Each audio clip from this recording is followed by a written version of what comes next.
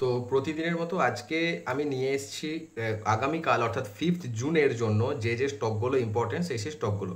তো আমি যে লিস্ট দিচ্ছিলাম বেশ কিছুদিন ধরে, এই সপ্তাহ থেকে যে লিস্ট আমি দিতে শুরু করেছি, সেখানে যদি আমরা পরপর স্টকগুলো দেখি তাহলে ডেফিনেটলি সব স্টক তো পজিটিভ দিকে যাবে না, তবে বেশ কিছু স্টক আছে যারা কিন্তু পজিটিভ দিকে এখনো পর্যন্ত রান করছে। বেশ কিছু স্টক আমি দেখেছি যেগুলো 2%, 2.5%, 3%-এর কাছাকাছি কিন্তু অলরেডি রিটার্ন দিয়ে দিয়েছে।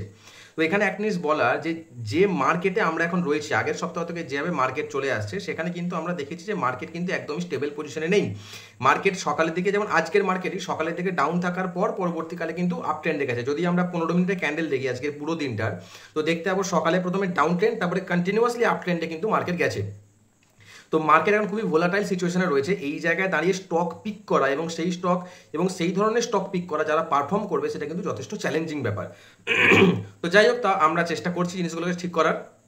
তো আজকে আমি স্টকের লিস্টে আসার আগে বেশ কিছু জিনিস বলবো, যেমন ডিআইআই এফআই অ্যাক্টিভিটিস নিয়ে আমার কিছু অবজারভেশন আছে যেটা আমি দেখলাম রিসেন্টলি, সেটা নিয়ে আমি একটু আলোচনা করতে চাই। প্রথমত ডিআইআই এবং এফআইআই দুজনাই কিন্তু আজকের মার্কেটে বাই করেছে। যেখানে ডিআইআই মানে ডোমেস্টিক ইনস্টিটিউশন যেখানে বড় মাত্রার বাই করেছে, এফআইআই সেখানে বাই কিন্তু যথেষ্ট ছোট। এবার এফআইআই আমি নেট বাইংটা দেখছি, আমি যেটা বলছি ডিআইআই এবং এফআইআই নেট বাইং। এবার এফআইআই শুধুমাত্র যে বাই করেছে সেটা নয়, তাহলে এফআইআই শুধুমাত্র ক্যাশ মার্কেটের বাইটাকে আমি ধরবো না, এখানে আরও 3টে প্যারামিটার আমি নিচ্ছি। ক্যাশ মার্কেটে buy 1 number, 2 number stock future, আর হচ্ছে ইন্ডেক্স ফিউচার। তো আমি দেখছিলাম এফআইআই স্টক মার্কেটের ক্যাশ মার্কেটে কিন্তু বাই করেছে ছোট পরিমাণ, বাট স্টিল বাই করেছে এফআইআই। ইন্ডেক্স মার্কেটে বাই করেছে কিন্তু খুব কম, ভীষণ কম, মাত্র 50 কোটি টাকার বাই করে, 57 কোটি টাকার যদি স্পেসিফিকভাবে বলতে চাই, মাত্র 57 কোটি টাকার বাই করেছে আজকের দিনে দাঁড়িয়ে ইন্ডেক্সে। একটু হলেও পজিটিভ, আর cash market positive, index market positive, এবং স্টক স্পেসিফিক যেগুলো স্টক ফিউচারে কিন্তু যথেষ্ট পরিমাণে ওরা কিন্তু বিক্রি করেছে। মানে আজকের দিনে দাঁড়িয়ে ডিআইআই যেমন একতরফা বাই করছে, এফআইআই কিন্তু বাই করলেও তার ইন্টেন্সিটি কিন্তু কম, মানে কিন্তু খুব বেশি পরিমাণে যে বাই করছে এসে মানে ফটাফট স্টক কিনে নিচ্ছে সেটা কিন্তু নয়। কাজে এফআইআই এর তরফ থেকে কিন্তু ইন্ডিয়ান মার্কেটে বিশাল পরিমাণে টাকা লাগছে না, যার কারণে ইন্ডিয়ান মার্কেটের সমস্ত কিছু পজিটিভ থাকা সত্ত্বেও মার্কেট ল্যাগ করছে। এবং এর পিছনে আমার যেটা মনে হয় সব থেকে বড় কারণ হচ্ছে যে ইন্টারন্যাশনাল পলিটিক্সে যে ঝামেলাটা চলছে, রাশিয়া, ইউক্রেন, এদিকে আমেরিকা, চায়না, এই যে ইস্যুগুলো চলছে না, এইগুলো কিন্তু মার্কেটকে যথেষ্ট একটা বড় পরিমাণে মার্কেটকে এফেক্ট করছে। ওকে, তো এসব তো একদিকে গেল মার্কেট কেমনভাবে যেতে চলেছে। তো আজকে আমি লিস্ট নিয়ে এসেছি যে কটা স্টকের, সে কটা আমি নাম বলছি। প্রথমত হচ্ছে গুজরাট ফার্টিলাইজার, ঠিক আছে, এর শর্ট ফর্ম হচ্ছে জিএসএফসি, আমরা জানি সবাই। গুজরাট ফার্টিলাইজারকে আমরা একটু র্যাডারে রাখবো। এছাড়া আছে রেডিকো খাইতান। রেডিকো খাইতানের কথা আমি বেশ কিছুদিন ধরে বলছি, এবং যারা এই স্টকটাকে আমার কথা শুনে ফলো করছো তারা জানো অলরেডি কি ভালো পরিমাণ রিটার্ন দিচ্ছে। জেকে সিমেন্ট, তারও আমি বলছি জেকে সিমেন্টও সেই সেম খুব ভালো পরিমাণ রিটার্ন দিচ্ছে। আর তারপর হচ্ছে ইন্ডেনজেন বলে একটা স্টক রয়েছে যেটা রিসেন্টলি আমাদের র্যাডারে এখন আসছে, স্ক্রিনারে আস্তে আস্তে ধরা পড়ছে, ঠিক আছে। একটা হচ্ছে দীপক ফার্টিলাইজার, দীপক নাইট্রেট না কিন্তু দীপক ফার্টিলাইজার, ওকে।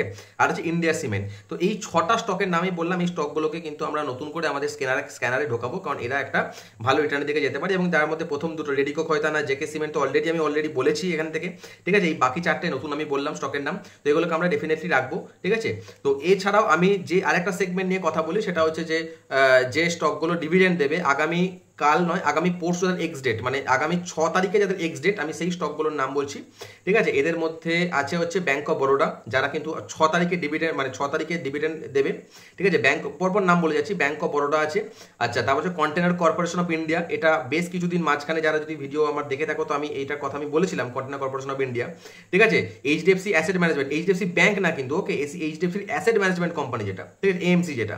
আচ্ছা, তারপর হচ্ছে যে ইন্ডিয়া মার্ট।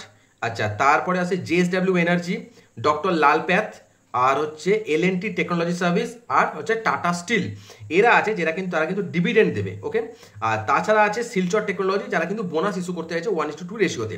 তো এই মোটামুটি কর্পোরেট ট্যাক্সেন, আমি আর ডিটেলসে যাচ্ছি না। এবং ডেফিনেটলি আমি বারবার বলেছি যে এই শুধুমাত্র এই কটা স্টকই না, আমি সেই স্টকগুলোকে পিক করি যারা নিফটি 500 আন্ডারে থাকে এবং যারা ঠিকঠাক জায়গায় থাকে, মানে যারা একদম মানে ভুয়ো স্টক না, মানে যাদেরকে পিক করে বা যাদেরকে ধরে আমাদের কোনো ক্ষতির সম্ভাবনা আছে, সেই সমস্ত স্টকগুলোকে আমি কিন্তু ছেড়ে দিই, ঠিক আছে।